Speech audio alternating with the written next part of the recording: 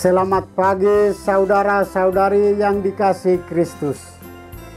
Mari kita mengawali hari baru ini dengan mendengarkan firman Tuhan yang diambil dari Injil Matius pasal 13 ayat 24 sampai dengan 30.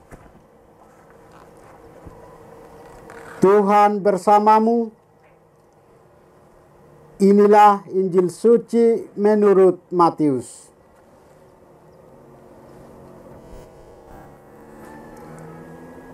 Pada suatu hari, Yesus menyampaikan suatu perumpamaan lain lagi kepada orang banyak, katanya, "Kerajaan surga itu seumpama orang yang menaburkan benih yang baik di ladangnya.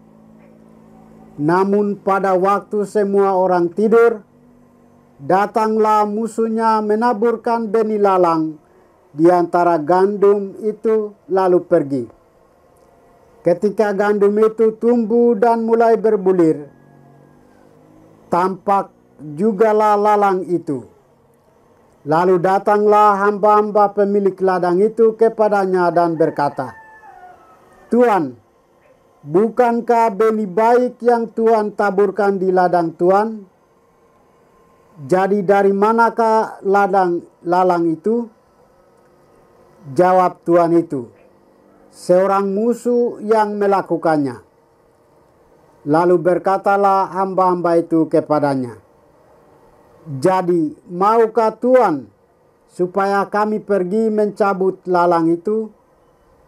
Namun ia berkata, 'Jangan, sebab mungkin gandum itu ikut tercabut pada waktu kamu mencabut lalang itu. Biarkanlah keduanya tumbuh bersama sampai waktu menuai.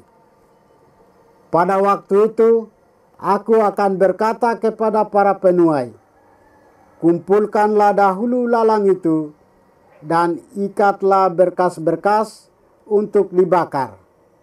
Kemudian kumpulkanlah gandum itu ke dalam lumbungku.'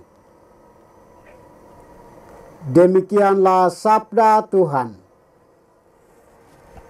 Saudara-saudari yang dikasihi Kristus, tema renungan kita hari ini adalah tetaplah sebagai gandum. Saudara-saudari, banyak orang bercerita tentang pahit manisnya kehidupan ini. Ada yang mengatakan bahwa hidup ini perlu ada bumbu-bumbu masalah.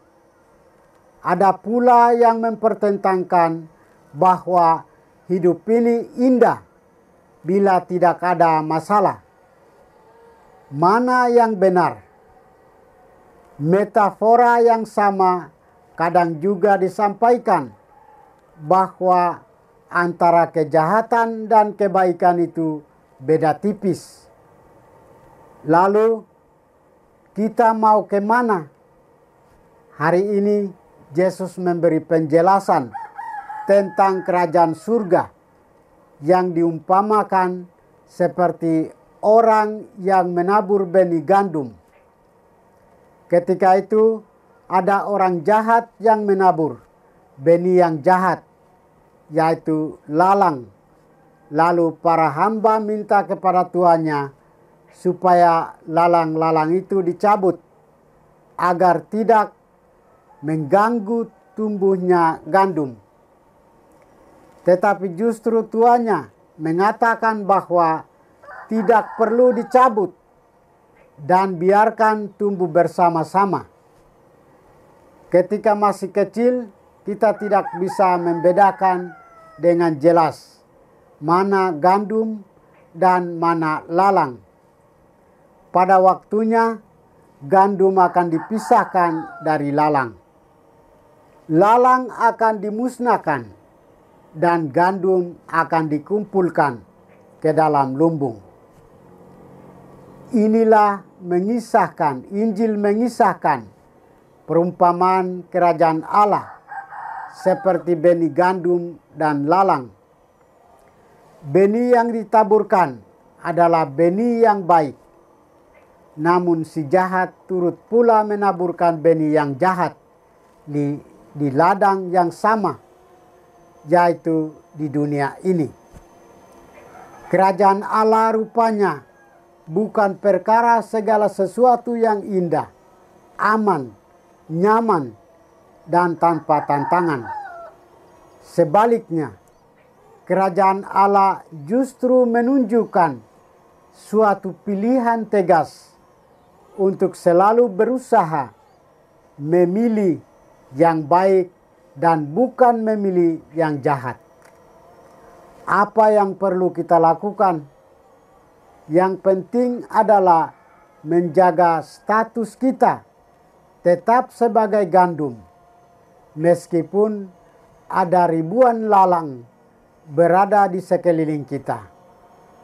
Bisa jadi lalang yang tumbuh lebih banyak dan lebih subur dibanding gandum. Tapi itu tidak masalah sepanjang kita menyadari bahwa kita sungguh-sungguh berasal dari benih kerajaan surga dan bukan dari si jahat. Perbuatan-perbuatan kita sebagai gandum haruslah tetap berguna seperti terang dan garam. Saudara-saudari, Yesus mau mengajarkan kita pentingnya membina sikap bertahan dalam kehidupan, walau situasinya kadang-kadang berat karena himpitan lalang atau kesulitan-kesulitan dalam hidup ini.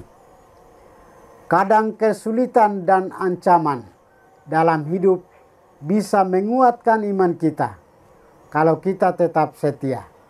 Ancaman dan kesulitan juga membuat kita semakin dekat dengan Tuhan. Dalam realita kehidupan ini, yang baik dan yang jahat selalu berjalan berbarengan. Yang baik adalah gambaran kehadiran Tuhan yang senantiasa hadir, menyertai dan menuntun kita. Sedangkan yang jahat adalah gambaran iblis yang mau memisahkan kita dari Tuhan. Kita selalu dihadapkan pada dua pilihan, mau menjadi gandum atau lalang, mau melakukan yang baik atau yang jahat. Mari kita peka, melihat dan memahami kehadiran Yesus dalam hidup sehari-hari melalui perbuatan baik orang yang berada di sekitar kita.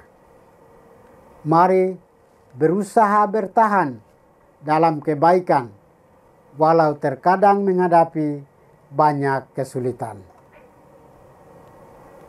Tuhan memberkati kita. Marilah kita berdoa.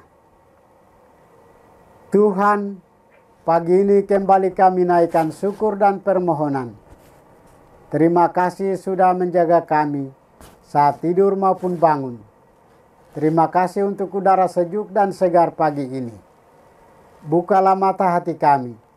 Mampukan kami memandang dan kemurahan serta karya-Mu, serta memuji dan memuliakan-Mu melalui pekerjaan dan pelayanan kami hari ini. Bimbinglah kami selalu untuk menyadari kesalahan kami dan bertobat, sehingga kami sungguh rendah hati, mau membuka hati, dan siap menerima rahmat-Mu yang tinggal dalam hati kami. Kristus terang dunia, berkatilah keluarga kami, jadikanlah kami alat kasih-Mu, dan pantaskanlah kami menjadi hamba-Mu yang setia. Demi Kristus Tuhan dan pengantara kami. Tuhan bersamamu. Semoga kita sekalian, orang-orang yang kita kasih dan doakan, seluruh aktivitas kita hari ini dilindungi, dibimbing, dan diberkati oleh berkat Allah yang Maha Kuasa. Dalam nama Bapa dan Putra dan Roh Kudus. Amin.